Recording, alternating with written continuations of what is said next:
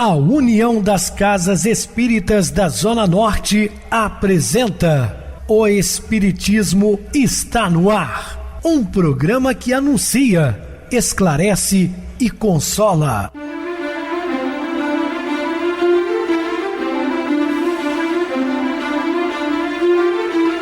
Não se turve vosso coração. Credes em Deus, credes também em mim. Na casa de meu pai há muitas moradas. Se assim não fora, eu vou-los teria dito, pois vou preparar-vos lugar. O Espiritismo está no ar. Sintonize esta frequência. Pare, pense na vida, faça perguntas. Uma ótima noite para você, muito obrigado pelo carinho, pela sintonia. Rádio Clube FM, sua voz e a nossa voz. Estamos no ar de segunda a sexta desde 2014, pela emissora, depois também pelo YouTube. O canal é Viver _ Melhor. Se inscreva, deixa seu like, sua opinião sempre importante para nós. Ou acesse o YouTube, digite o Espiritismo está no ar. Lá encontrarão vários programas, inclusive o do dia. Recebo carinhosamente meu querido amigo, expositor espírita Marcos Ferreira. Uma boa noite, seja bem-vindo. Boa noite, Pedrosa, boa noite a todos os ouvintes. Feliz para mais uma oportunidade de trabalho e estudo do Evangelho de Jesus. Muita paz a todos. Bem, meus irmãos, vamos estudar sobre o surgimento da espécie humana. É um tema muito importante. Vamos esclarecer acerca da ciência e da religião, inclusive da própria Bíblia. Dúvidas, entre em contato conosco, ligando para o WhatsApp da Rádio Clube FM, que é 0 operadora 32 99932 7758. Para falar comigo, utilize a TIM 98801 2675. O WhatsApp 9844949, novamente 59, e o e-mail, o espiritismo está no ar, @hotmail.com. Interajam conosco, façam perguntas, tirem dúvidas, podem dar sugestões ao programa. Estamos à disposição dos ouvintes. Vamos agora para aquele momento muito especial, que é o nosso momento de oração. Sintonize esta frequência. O Espiritismo está no ar. Momento de oração. A paciência reflete o equilíbrio daquele que mantém a sua confiança em Deus e nas leis que regem a vida. Revela as conquistas morais que foram logradas, ensejando a ampliação de recursos para o incessante progresso do ser. Pode e deve ser cultivada mediante a reflexão e a prece, que são admiráveis instrumentos para a harmonia íntima, propiciadora da arte e da ciência de esperar. Muita paz a todos. Estamos apresentando O Espiritismo está no ar. Bem, meus amados irmãos, estamos de volta com o assunto da noite, falando sobre o surgimento da espécie humana. A nos guiarmos pela Bíblia, Adão, o primeiro homem, teria sido criado por Deus cerca de 14.000 anos antes de Cristo. Dicionário da Bíblia de John D. Davis. Então vejam só, apenas 14.000 anos antes de Cristo. Isso é logo ali, né? Afirmativa que conflita com a ciência. Estudando os fósseis, restos, vestígios da vida antiga e promovendo testes de flúor e de carbono 14, a ciência assegura ter a vida humana surgido há muito mais tempo. Só o Homo sapiens, que é o homem mais moderno, cerca de 100.000 anos. E os registros históricos identificam a civilização muito mais antiga que a dos israelitas.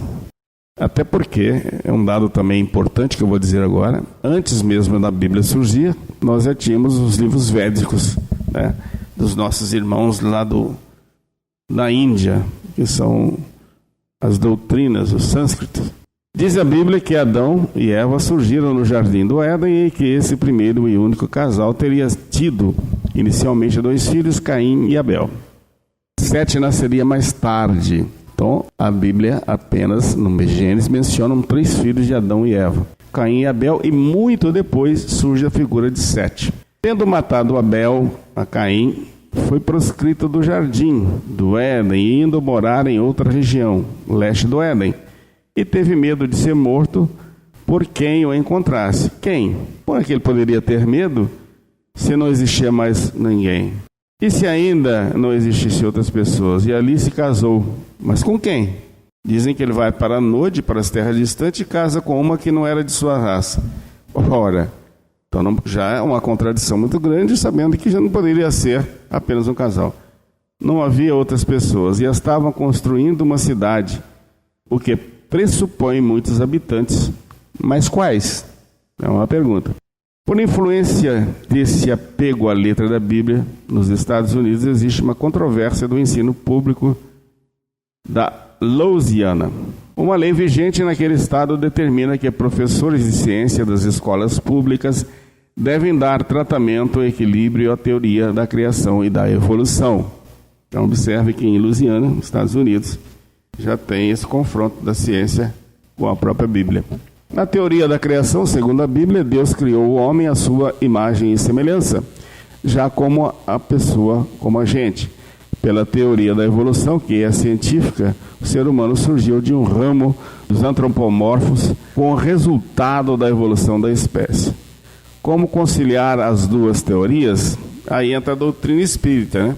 O meio científico reagiu. Dezenas de cientistas famosos, entre eles 74 ganhadores de prêmio Nobel, se reuniram para dizer que a história bíblica deve ser ensinada apenas nas igrejas e não numa sala de aula, que a teoria bíblica da criação é uma pseudociência baseada na interpretação literal de histórias da Bíblia, e ensinar ideias religiosas falsamente qualificadas como ciência é prejudicial para a educação científica, pois ilude a juventude sobre a natureza da pesquisa científica de um mundo crescentemente técnico.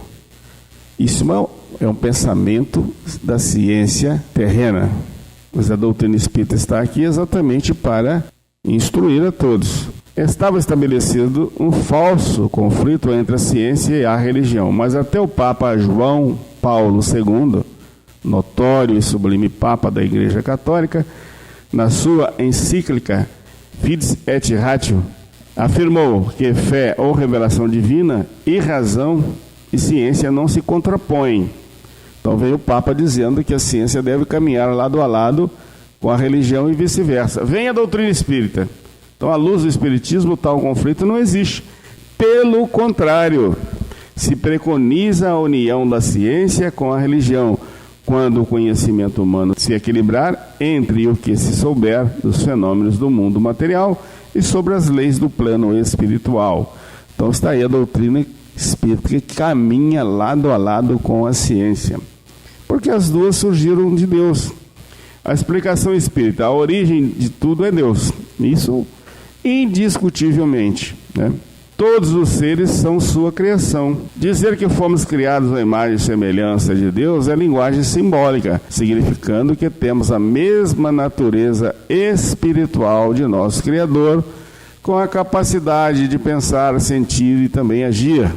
Mas a criação divina inclui o processo da evolução das espécies do plano material e o progresso intelecto-moral do plano do espírito. A humanidade não teve origem num só casal, nem num só ponto do globo, nem o ser humano foi criado já desenvolvido como agora se apresenta. Até porque isso não explicaria, né? Até mesmo a cor da pele. Por que tem pretos, brancos, vermelhos, amarelos, se fossem filhos de um só casal? Isso não explicaria de maneira alguma. A espécie humana surgiu em vários pontos da Terra e em várias épocas como resultados da evolução do princípio inteligente através das formas inferiores de vida. Os que habitamos a Terra não viemos de um mesmo pai e mãe, Adão e Eva, e não temos o mesmo sangue, pois não viemos do mesmo ancestral. Isso nos faz estranhos uns aos outros? Não, porque temos espiritualmente uma origem comum em Deus, o Pai, e que nos faz a todos irmãos uma mesma natureza espiritual, como a do nosso Criador. É uma mesma destinação de evoluir até a perfeição. Aí recorrendo novamente ao Livro dos Espíritos, na questão 115, que diz que fomos criados simples e ignorantes, destinados a uma perfeição. As diferenças que se observam entre as raças é por terem os seres humanos surgido em pontos diferentes do globo, sofrendo a influência de diferentes climas, alimentação e tipo de vida. Não obstante, é recente hipótese científica de que Eva, africana, como origem única para uma espécie humana, estamos abordando a questão segundo as informações dos espíritos na codificação kardeciana. Allan Kardec, no capítulo 11 de A Gênesis, aventa a hipótese de que Adão poderia não ser um homem, e em particular, mas a representação de uma colônia de espíritos que teria vindo do outro planeta para a Terra, aqui constituindo uma raça, chamada ela de raça adâmica, que eram, na verdade, capelinos. Essa colônia de espíritos seria originária de um dos orbes da Capela, que é uma estrela como o nosso Sol e que fica na constelação do Cocheiro, informa Emmanuel no capítulo 3º de O Caminho da Luz, psicografado por Francisco Cândido Xavier. É um livro interessantíssimo, né, Caminho da Luz, que vai falar das origens das grandes 4 raças que vieram de Capela e que incentivaram ou instruíram a raça humana ainda muito atrasada que se encontrava na Terra, que são os egípcios, né? São os hindus, são os hebreus, como nós falamos, que é a raça adâmica, e aqueles que comporam a China milenária. Teriam vindo para a Terra porque o mundo que habitavam entraram em nova fase de progresso e o que, obstinados em seu livre-arbítrio, não quiseram colocar-se à altura deste progresso. Ficaram deslocados na conduta geral, desajustados e eram obstáculo à marcha providencial das coisas. Foram então banidos para a terra, mundo inferior ao de Capela, onde comer o pão com suor do rosto e parir com dor eram as condições normais da vida. Comparado com a terra, o mundo de onde vinham era um paraíso, e certamente lamentavam havê-lo perdido. Mas não retrocederam na evolução espiritual, pois os espíritos podem estacionar, mas não retrogam. Apenas foram colocados em ambiente e com corpos mais primitivos, mas em espíritos conservavam todo o progresso que haviam alcançado e com ele agiam, com suas ideias e experiências superiores aos habitantes terrenos. Da mesma maneira como alguém pode perder o status, a posição social, mas nem por isso fica menos culto, nem perde seu conhecimento e comportamento. Os adâmicos vieram para a Terra porque aqui seriam muito bem aproveitados, ao tempo em que espiavam sua rebeldia e corrigiam ou cumpriam a missão, a de fazer progredir os terráqueos que ainda eram primitivos e ignorantes, trazendo-lhes as luzes de sua inteligência mais desenvolvida, pois eram industriosos e aptos nas artes e nas ciências do que as raças aqui existentes. Deus não os abandonou neste planeta, deu-lhes a oportunidade de progredirem e que se empenhassem, prometendo-lhes para o futuro um Salvador, que os orientaria quanto à lei de amor e caridade, a que tinham sido rebeldes. Não abjuraram repentinamente seus erros do passado, o egoísmo, o orgulho, a violência e a rebeldia, nem passaram de imediato a modelos de virtudes. Houvesse possibilidade dessa modificação rápida e não teria sido banidos. Muita chance lhes fora dada anteriormente, mas a humanidade espiritualmente é a mesma em toda parte. Seu progresso é lento, paulatino, não dá saltos.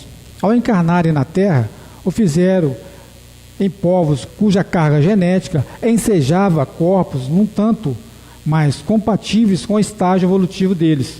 Aproveitaram o potencial genético desses povos, mas seus perispíritos mais evoluídos, a servirem de molde para a formação dos novos corpos, provocavam alterações significativas. Talvez que se explique assim porque na série de formas em evolução para o gênero humano há um elo perdido, que não se encontrou ainda. A causa estaria na matéria, mas numa interferência espiritual. A propósito, recordamos um curioso registro bíblico em Gênesis capítulo 6, versículo de 1 a 4. Como se foram multiplicados os homens na terra, e lhes nasceram filhas, vendo os filhos de Deus que as filhas dos homens eram formosas. Tomaram para si mulheres, as que dentre todas mais lhe agradaram. Ora, naquele tempo havia gigantes na terra. E também depois, quando os filhos de Deus possuíram as filhas dos homens, as quais lhe eram filhos, estes foram valentes varões de renome na antiguidade.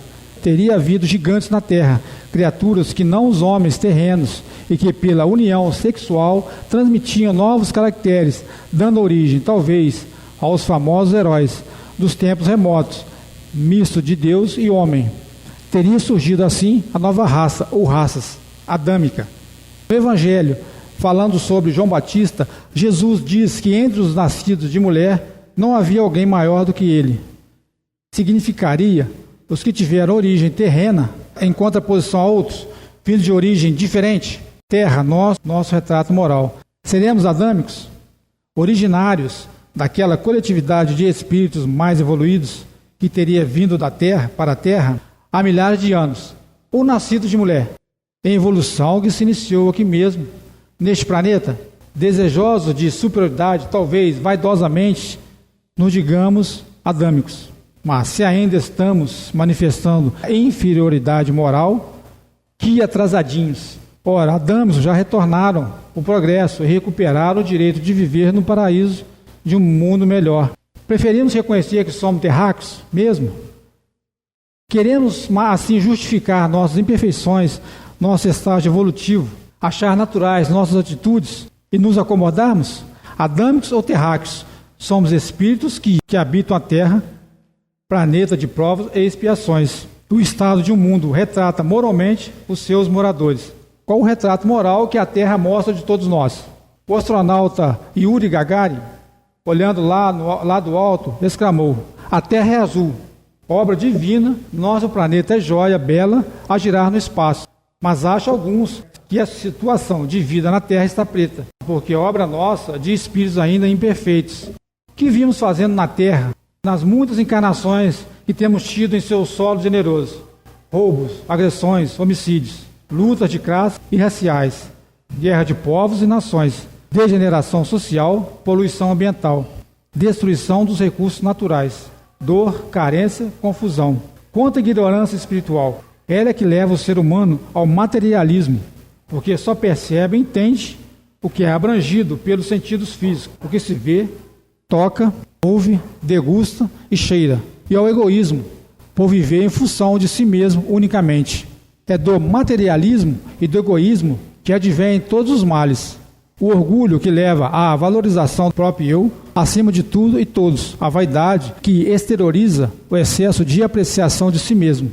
E a ambição que procura conseguir, obter, ter e dominar para a própria satisfação e segurança. A agressividade que exagera na atividade de conquista ou defesa, com prejuízo aos demais, à natureza ou sensualismo, pelo afã de gozar muito, tudo, dos sentidos, ou imediatismo, que quer tudo isso, já, aqui, agora. Como consequência do equívoco em nosso direcionamento de vida, nos apresentamos todos desorientados, medrosos, tensos e exaustos.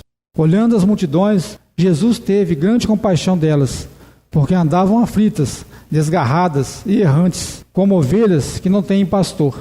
Mateus, capítulo 9, versículo 36. Em meio a tanto desequilíbrio, nosso e dos outros, inconfundível mensagem de amor e paz se faz ouvir. É a voz de Jesus, o pastor de nossas almas. Não é uma voz física que ressoa ao nosso redor, nem som que fira os nossos ouvidos materiais. É uma mensagem que alcança a acústica da alma e ecoa na câmara sagrada do sentimento. Buscai primeiramente o reino de Deus e a sua justiça, e tudo mais os será dado por acréscimo da misericórdia divina. Procuremos o sentido espiritual e eterno da vida. Organizemos nossa existência pessoal e da sociedade em termos das leis naturais, divinas, e tudo mais no mundo irá, então, se encaixando, se ajustando em paz e amor, como tanto desejamos e sonhamos. Libertarmos-nos do materialismo e do egoísmo, e todo o seu cortejo de males e dores. Não ajunteis tesouros na terra, porque onde estiver o vosso tesouro, aí estará o vosso coração. Não fiquemos apegados à vida material. Aqui a traça rói, a ferrugem corrompe, os ladrões roubam. Ajuntai para vós tesouros no céu, onde nem a traça, nem a ferrugem corroem, e onde os ladrões não escavam nem roubam. Enriqueçamos nossa alma com conhecimento e virtudes, o único patrimônio verdadeiramente nosso para sempre. Basta a cada dia o seu mal. Não nos aflijamos demais e sem necessidade. Cada coisa a seu tempo. Não queiramos atravessar a ponte antes de chegar a ela. Aprendei de mim, que sou manso e humilde de coração, e acharei repouso para vossas almas, pois meu jugo é suave e leve o meu fardo. Mansuetude, humildade, diminuem, aliviam o fardo da vida. Com elas suportamos melhor as lutas, não nos alteramos, nem nos angustiamos tanto. Não julgueis, perdoai para serdes perdoados. Saiamos do olho por olho, dente por dente, para o entendimento, compreensão, tolerância. Quantos atributos e desajustes evitaremos? A cada um será dado segundo as suas obras. Confiemos na justiça divina. Jesus, de imediato e aparentemente, teria sido prejudicado, recebendo crueldade e morte em troca de seus atos bons, mas ressurgiu espiritualmente em situação gloriosa, como merecia, enquanto os seus perseguidores ainda teriam de enfrentar as consequências infelizes de seus atos maus. Dai e vos será dado, medida boa, recalcada, sacudida e transbordando, deitarão em vosso regaço. Sejamos generosos na semeadura do bem, pois também farta será a retribuição pela lei divina. Um só rebanho, um só pastor. Que importa se fizermos nossa evolução na terra, nessa terra, que o sol clareia e aquece. E aqui somos deste ou daquele país, raça, cor, casta, ou se viemos de planos de planetas que Capela ilumina. O importante é o progresso, a evolução espiritual em nós e em nossos semelhantes, porque o aperfeiçoamento, o desenvolvimento moral, aqui trará em decorrência o bem-estar e a paz, onde, quando e com que estivermos no universo, quer encarnados, quer desencarnados. Para alcançar essa perfeição e felicidade, só existe um caminho: amar a Deus sobre todas as coisas e ao próximo como a si mesmo. Este caminho, Jesus se fez mestre, porque ensinou, e exemplo, porque o viveu entre nós. Ele, o Cristo, o ungido do Senhor, é o Salvador de todos nós, adâmicos ou terráqueos. Sua orientação nos salvou do ódio, da inércia, do sensualismo, do orgulho. Mas é a lição de vida que ainda não aprendemos. Se o seguirmos, encontraremos o equilíbrio ideal, nosso e do mundo. Ajudaremos a fazer com que a Terra, planeta de provas e expiações, se torne de regeneração, um mundo de paz e amor. E teremos, então, o direito de nela reencarnar, pois os mansos herdarão a terra. Se o rejeitarmos, nossos atos inferiores continuarão gerando dor, angústia, conflitos. Mas um dia, apesar de nossa ignorância e negligência, a terra passará a ser um mundo de regeneração. Só que terá sido pelo bom labor de outros e não o nosso. E por isso poderemos vir a ser interditados de aqui reencarnar. Não teremos mais a oportunidade de voltar a viver neste planeta. Ele será o nosso paraíso perdido. A Terra é o lar que Deus nos concede no universo. Verdadeiro paraíso por sua natureza e potenciais. Sublime universidade para o espírito humano. Encarnado neste planeta, estudemos Kardec, vivamos o Evangelho, até que a humanidade toda se transforme num só e feliz rebanho desse único e divino pastor, Jesus, o Cristo, o caminho da verdade e da vida. Muito bem, Marcos. Realmente, Jesus é o caminho, a verdade e a vida. Vamos agora para o intervalo musical, a seguir a nossa oração final. Poema do Perdão.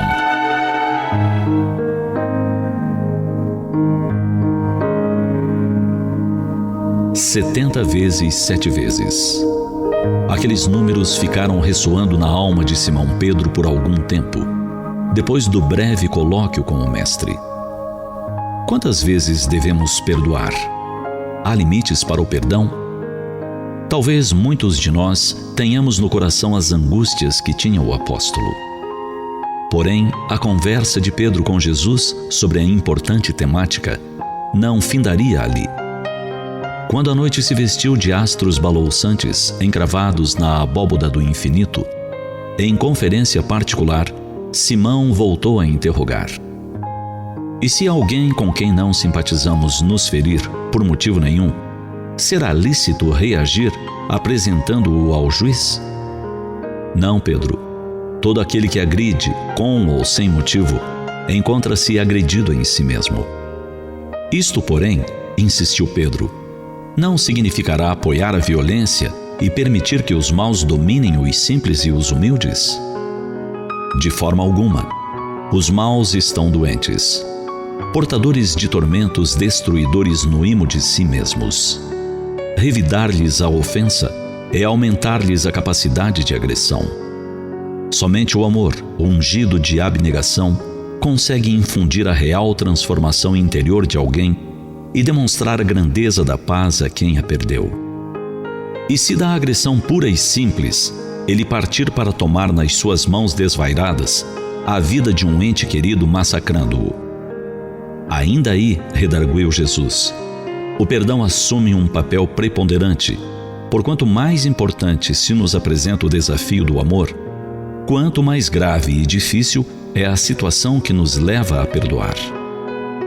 Mestre, propôs o companheiro com os olhos nublados, saber que um vândalo retirou do nosso caminho pela violência o filho, a esposa ou a mãe, e não revidar, não significa apoiar e legitimar o direito da força? Simão, respondeu o mestre docemente, o Pai estabeleceu leis das quais ninguém consegue fugir. Não colocamos aqui a questão em termos de esquecimento à responsabilidade, nem desrespeito aos códigos legais estabelecidos. Refiro-me ao revide, ao ódio, ao plano de cobrança por parte daqueles que foram atingidos pela enfermidade agressiva do próximo. Além deles não fugirem da consciência, que não os esquecerá no tribunal de si mesmos, cabe-nos deixar que os organismos especializados cumpram com suas atribuições. Nós, porém, permaneceremos confiantes de que nada acontece que não seja pela vontade do Pai. Assim, não provoquemos a ninguém, nem a ninguém firamos. Silenciemos as ofensas e dispensemos a misericórdia em toda a parte e com todos aqueles com quem convivemos.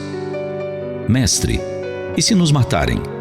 Propôs o apóstolo sincero e com a voz sumida pela emoção. Viveremos, Simão. Ninguém mata a vida. Prosseguiremos vivendo tanto quanto o criminoso também viverá. Nunca te esqueças de que a posição de vítima é sempre a melhor, a mais feliz. Quem aos outros fere, a si mesmo se fere. Quem ao próximo infelicita, a si mesmo se destrói no campo da emoção, com a diferença de que aquele que aparentemente é o perdedor, se amar e perdoar, estará isento de quaisquer aflições e ficará inatingido, portanto, feliz.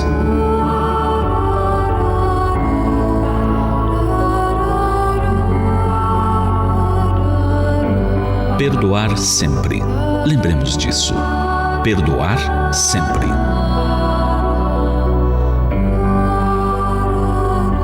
Sintonize esta frequência. O Espiritismo está no ar. Momento de oração. Senhor Jesus, Mestre Divino, intermediário, ao nosso Pai, fundador do nosso globo terreno, portanto é o governador espiritual de todos nós. Somos suas ovelhas, Senhor, que possa nos amparar, principalmente nas horas mais difíceis do nosso ser. Contamos com a vossa divina proteção, hoje e sempre. Graças a Deus. Meu querido irmão Marcos Ferreira, suas despedidas. Boa noite, Pedrosa. Boa noite a todos os ouvintes. Grato pela oportunidade de trabalho. Possamos, meus irmãos, aprender e viver os ensinamentos do Cristo no nosso dia a dia. Muita paz a todos. Boa noite para você, Marcos. Muito obrigado pelo apoio aqui no programa. Boa noite também a todos os amados irmãos ouvintes do YouTube, internautas do Brasil e do exterior. Nossos irmãos da Zona Norte e de Juiz de Fora que nos acompanham com a rádio local, 87,9 Rádio Clube FM. Continue ligados ouvindo a nossa próxima atração, o programa Batidão com o DJ Tico, a seguir na voz de Ailton Moreno, o Encontro Central. Boa noite a todos e até amanhã, se Deus quiser.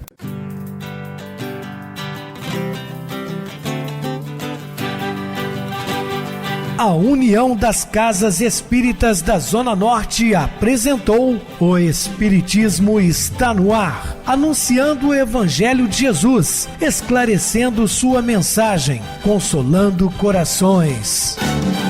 Olhe pro céu e descubra imagens de luz. Se tem Jesus, o amor todo que Deus te deu. Pense no bem, no melhor em que pode fazer. Seja o que for, também vai receber.